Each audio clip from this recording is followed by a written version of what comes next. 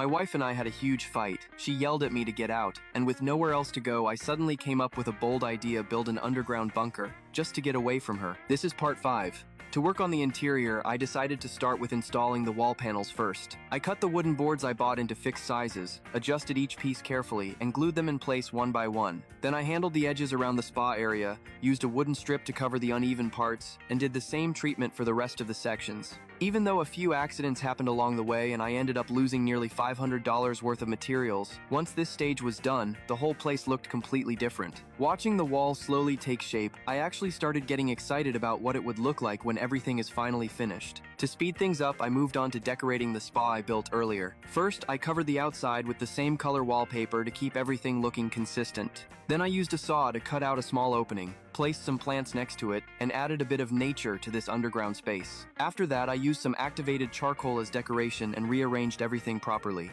This step was way more complicated than I expected and wasted quite a bit of time, but luckily the goal for this phase was still completed pretty smoothly. Seeing everything slowly come together, I really felt like all the effort was worth it. To keep the overall project moving forward, I started wrapping up the remaining work. For the other wall, I chose a different color of wallpaper to add more depth to the room. I also bought waterproof wooden boards for the floor, cut them piece by piece, and carefully glued them down. Finally, I added ceiling strips to the wall joints to make everything as tight as possible. Even though I messed up some of the measurements halfway through, had to redo things multiple times, and almost lost my patience completely, I still managed to finish it in the end, and the result turned out pretty close to what I imagined. But the next part of the project nearly cost me an arm, and almost ruined everything. If you want to know what happened next, remember to like the video and comment for part 6. I'll explain everything soon.